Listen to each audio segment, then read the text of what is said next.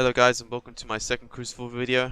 In this video we're going to be talking about Crucible coaching and also like game understanding, which is something that I don't think that the tutorial necessarily focuses on.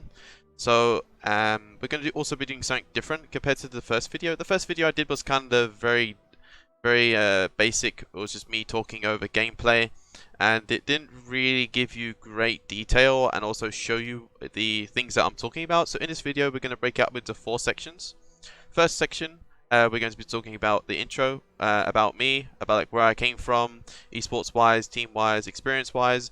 Second section we're going to be talking about hero understanding, so you can get to better grips with your character before you get into a game, or maybe you can learn something new that you didn't know about your character due to the lack of information given to you in your hero selection screen.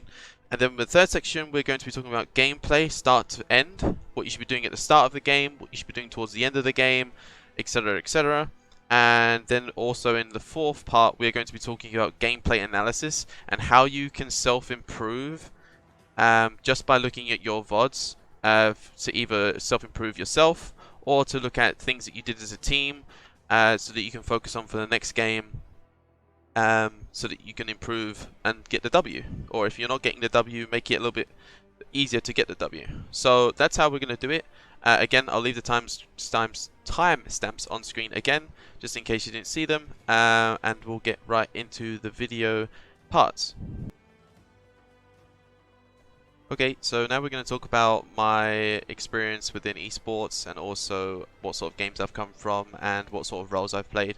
So within Overwatch, I was a player for 2.5 years under Toronto Esports, played at like tier 1, tier 2 level, and I switched to a coaching role where I have been under Misfits, which is a tier 1 organization, and Copenhagen Flames, and as well as Revival.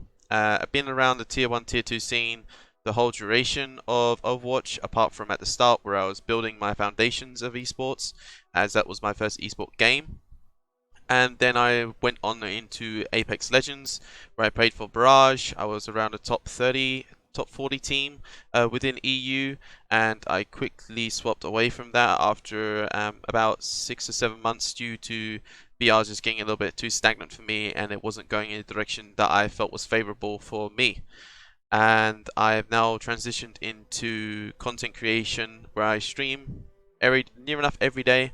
I would say probably 6 times a week, and I'm now focusing on also on YouTube content, where I can get more knowledge out there and create helpful videos for other players that don't obviously have the time that I have to put into games to get the better understanding and also help others so that they can get that same understanding. So that is the intro done. The next section we're going to be talking about is hero understanding, where we can go through, pick your hero, and so you can get a better understanding before you even get into game about what your hero does and how you can maximize your kit.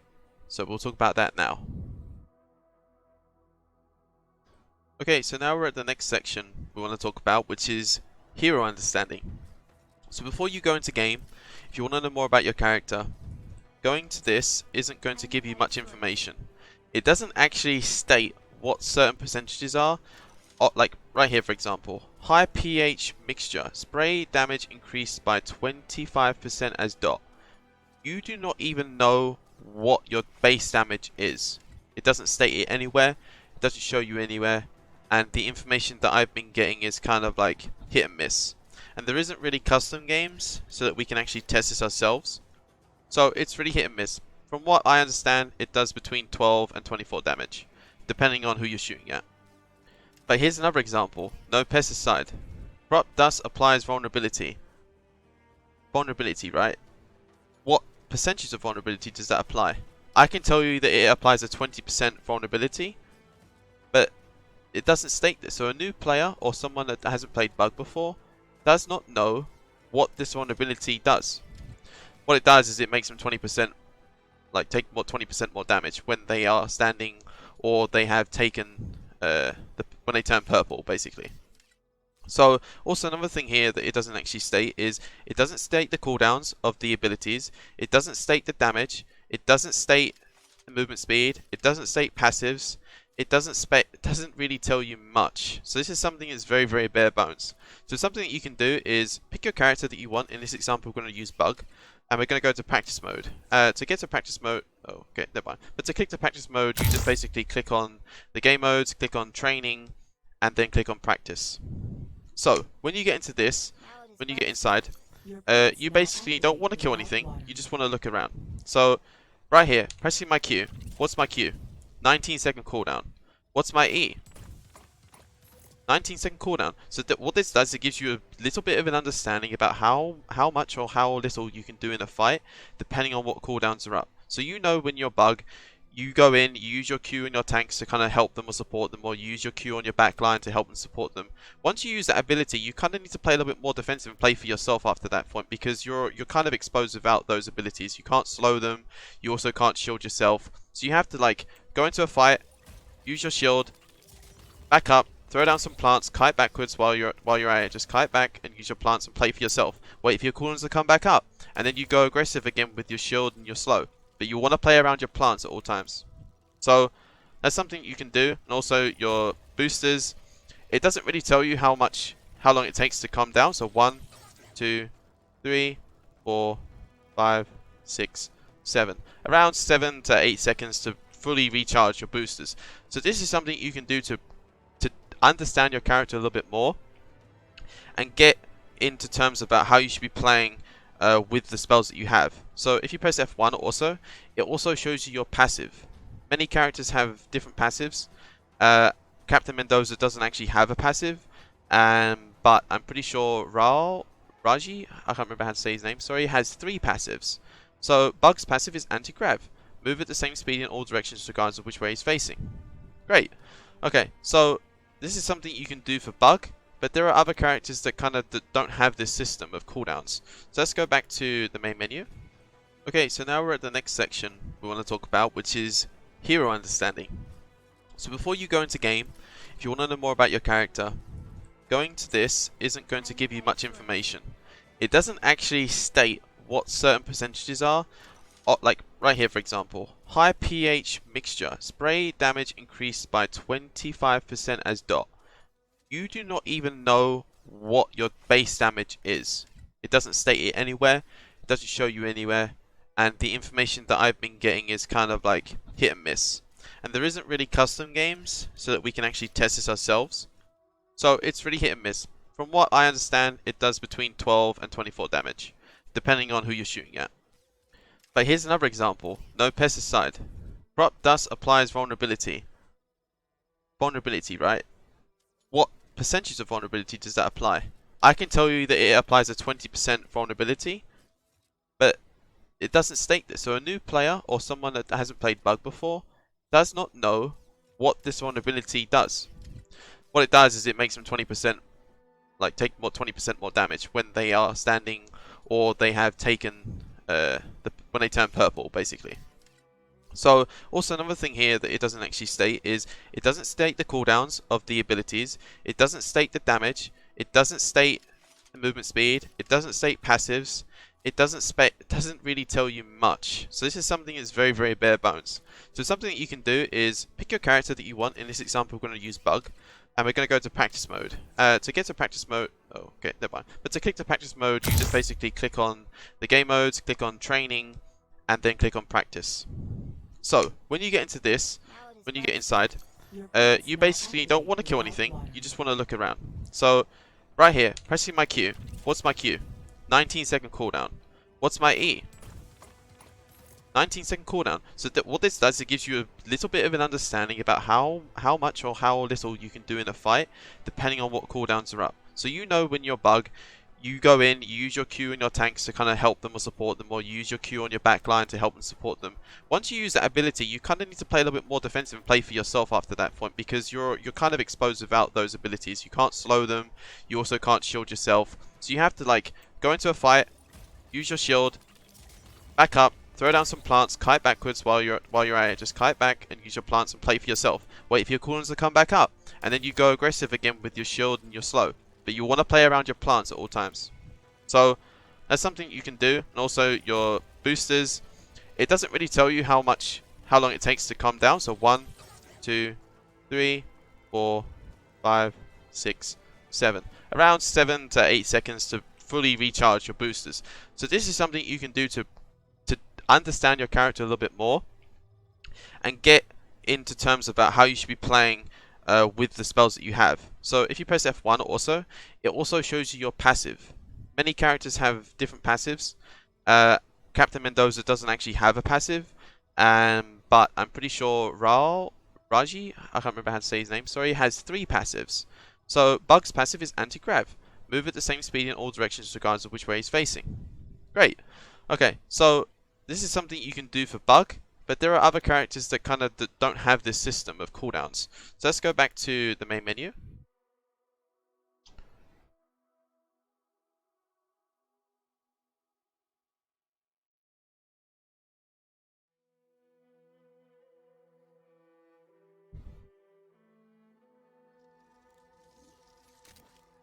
So for this example, I'm going to change back to Summer.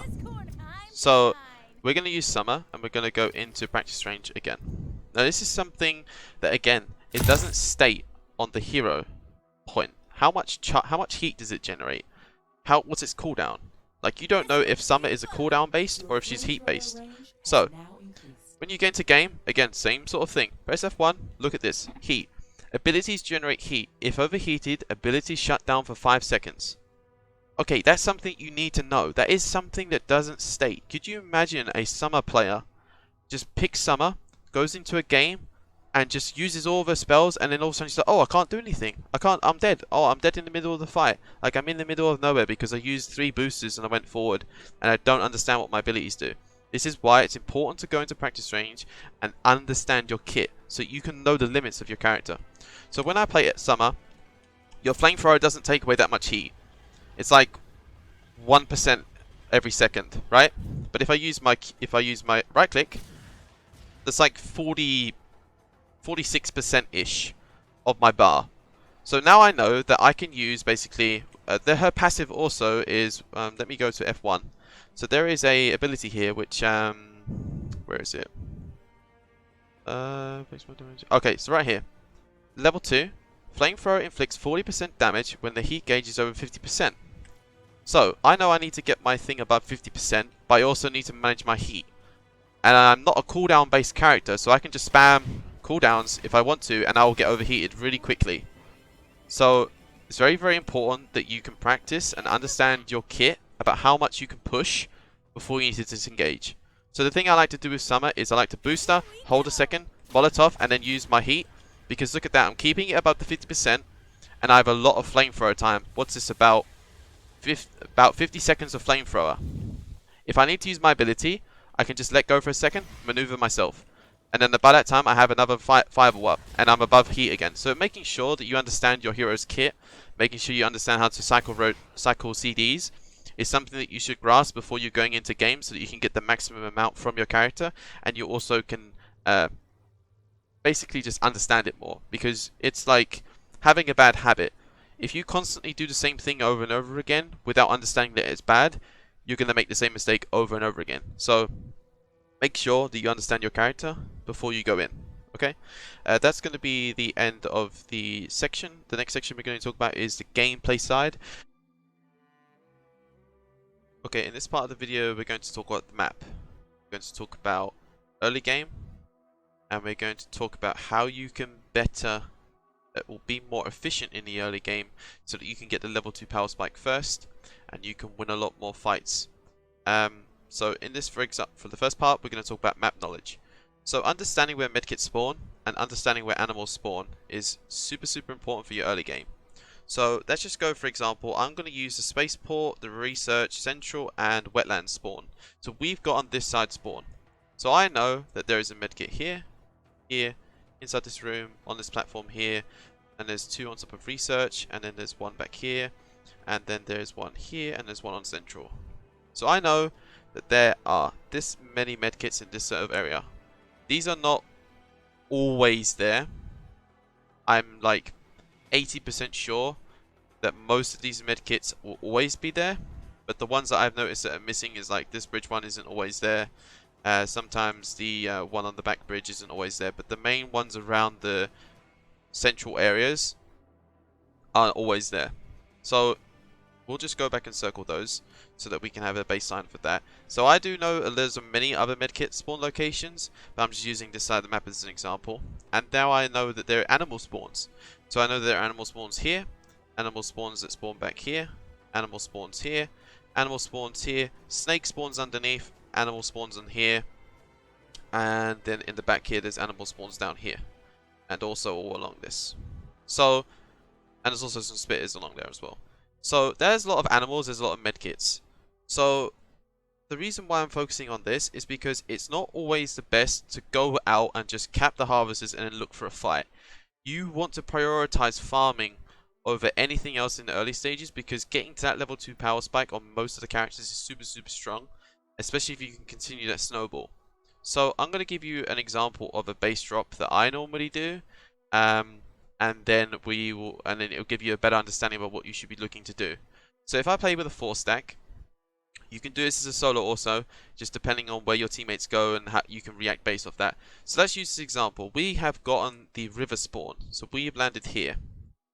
So what I normally do is, if I'm on bug, I will tell my teammates I'll throw down a plant for them, and I'll tell one of my teammates to farm the 3 dinos that spawn there and the snake, and I will instantly boost her towards central.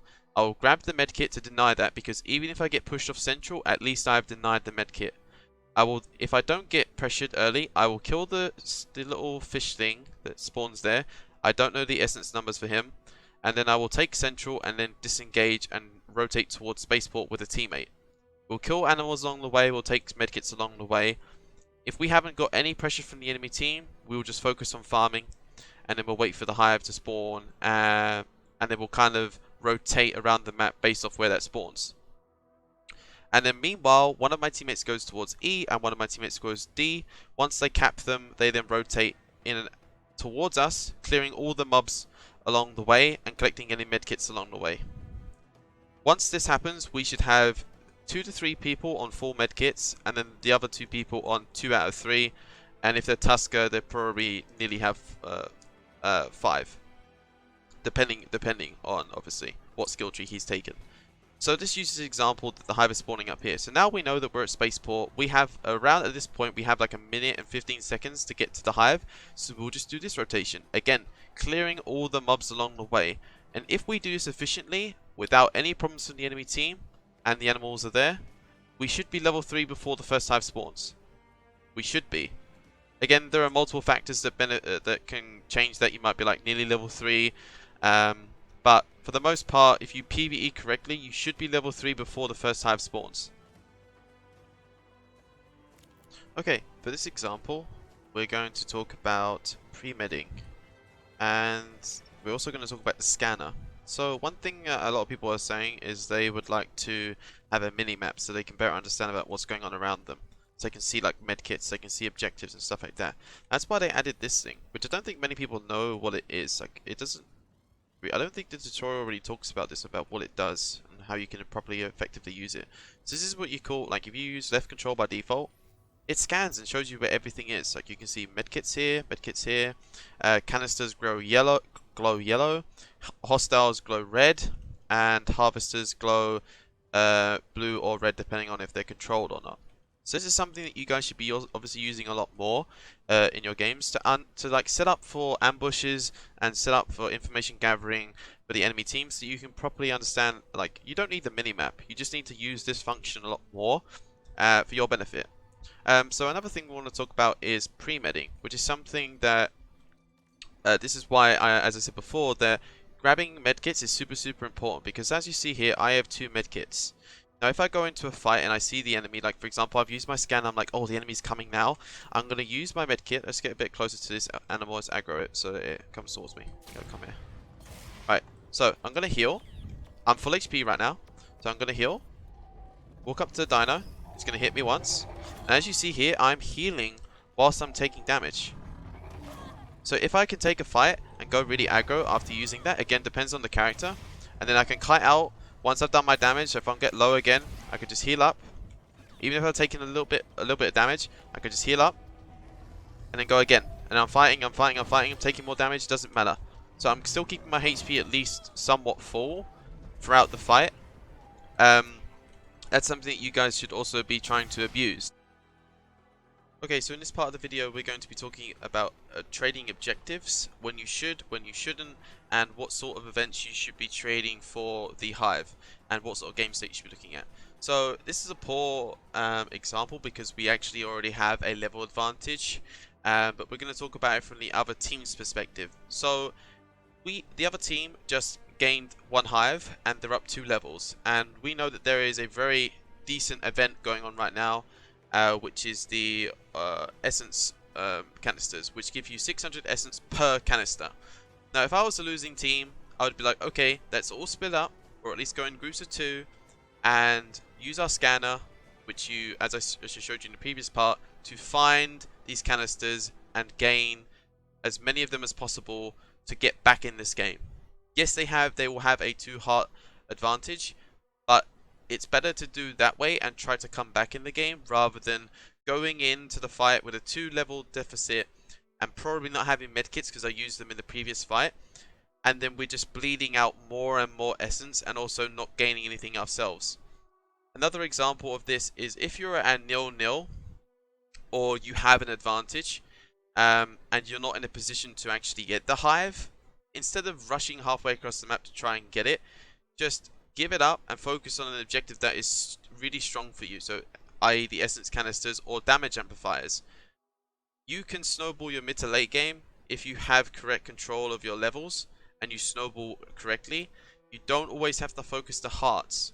If you just run in and just YOLO 1 by 1 by 1 by 1 trying to stop the enemy team, all you're doing is feeding them 700. Again, the number varies depending on how many deaths you have, but feeding them an X amount of essence and not gaining anything in return, if that makes sense.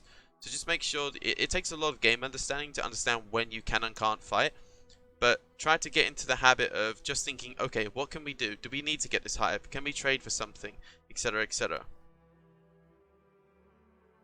Okay, so this part of the video we're going to talk about coaching yourself and getting a better understanding of the game. It's going to take a little bit more time out of your day, but if you really want to improve at this game, you'll do this extra step so that you can kind of look at your own gameplay and be non-biased towards yourself and just think, okay, I shouldn't have done this or I should have done that, etc, etc. So right here we're going to look at my day 2 bug gameplay, and honestly watching this back I've learned a lot about map control, about farming, about leveling, about scanning, about medkit advantage, etc, etc. So as we see here, our default is to send 2 central to secure the medkit, but we also do this incorrectly. So we, at the start of the game, there isn't really much information given out about like farming, the numbers, what gives you what doesn't give you what. So, and also medkits, how important they are. I never really prioritized them. So right here, I'll show you what I did wrong and what I should have done, and then also as the play goes on, we'll talk about what we should be doing at this point, so that you can go into your own replays and kind of understand what you should be doing, what you shouldn't be doing, etc. So right here, what I should do is throw down a plant to help my team farm the animals behind me, and then I should go with Drax to middle to secure the medkit, and then we'll talk about that in a second. So I throw down a plant, I go to mid. We don't get the medkit. So right here, Drax should grab the medkit and instantly scan. If it's all clear, he goes to take central, whilst I go immediately towards spaceport, which is northwest sort of area, northwest, north side, and grab the medkit on the bridge if it's there, and then go directly to spaceport to farm the 2 animal groups and the snakes, and then go around the back to farm the other animal group at the back. Because the Hive haven't spawned yet or shown, that will give us a level 2.5 if the rest of the team does the play accordingly also. So as you'll see here, I stay around Drax for too long, I'm inefficient with my timing, and I go for the harvester. Like, why am I doing this? So as the play goes on, we only have 1 medkit. Drax has 2 medkits now because he took that medkit from behind. So we now know that the harvester is spawning on the north passage. So my rotation that I talked about before would be perfect for the situation. But instead, me and Drax are walking around, not knowing where to go. We haven't scanned yet. We need to know where the animals are. We need to know where animals aren't, so we can kind of get an idea about where the enemy team is. Right here, we see animals. Me and Drax still haven't scanned. We hear soldiers shooting, so we go immediately aggro. But But as we pause it here, we didn't scan. We didn't crouch down. We didn't assess the situation. We just went balls to the wall in. We didn't know how many people were there. We could have been a 4-man standing there AFK and we only heard the soldier. But we still went aggressive anyways. I get body blocked by the animal, it's whatever. I've taken a lot of damage just for no reason. Drax is really deep by himself and the soldier is running away. We're not farming at this point. We are still level 1. As we'll continue this play. So Drax has to use a medkit before the fight even starts. I'm standing in the open. This is stupid from me. I should have hugged the wall because I know I'm against a hit scan. I shouldn't have thought, oh, I'm safe because my Drax is there. Now I have to use a medkit. Now I will have 0 out of 3 medkits. So we shouldn't even be in this fight to begin with. I used my Q. Again, I don't know what I was doing even on day 2. So, excuse that. Wasted cooldown. Drax is going really aggressive by himself. We are a 3-man pre-made and we are so out of sync. But the Drax is very, very strong and also the enemy team isn't respecting him, so he does get a lot of value from playing aggressive here. He also didn't pre-med. That's one thing that we're talking about. He medded to heal up the initial damage he took, but he didn't pre-med going into the fight. But he's got life still, so he regens back up anyways, and the enemy team isn't really shooting at him, so he gets a pick. Again, we are still we're level 1.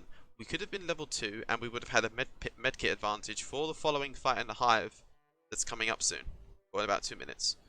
So we get the 700 essence, but now look at us. All 4 of us are on the same side of the map.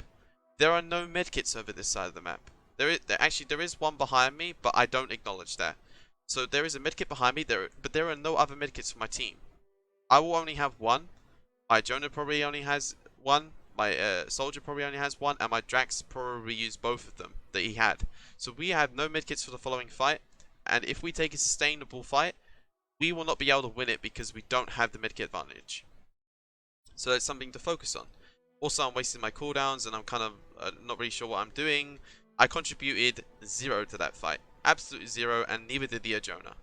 And I'm not too sure if our Mendo did anything either. So making sure you're going through and understanding like what are you doing? Why are you doing this? Is it a good thing? Is it a bad thing? Are you doing something beneficial towards the team? Are you gaining an advantage towards team fights? Making sure that you go through your plays so that you can understand yourself, so next time you don't make that mistake. So right here, my teammate got caught out. Why am I going towards him? Am I going to save him? Probably not. If he gets caught, he's probably dead. So why am I going towards him? And now I think to myself, oh, like I'm so confused about what to do.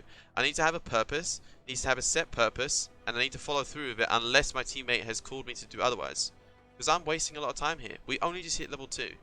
We should have been level 2 like, I don't know, 2 or 3 minutes ago. And we should have had 3 medkits. We only have 2, but that's because our Mendos kind of gave them to me. So now I'm going to farm. Okay, game blocked by the animals. So I hope that gives you like a somewhat of an idea to how to look at your own gameplay and think, damn, what did I do there? Did I do that right? Did I do that wrong? What should my team have done differently? What should I have done differently? What sort of state is our economy in terms of levels, in terms of medkits like before we take fights? Those sorts of things. And obviously, is the hive up or not before we take the fight? Because, and also using the scanner.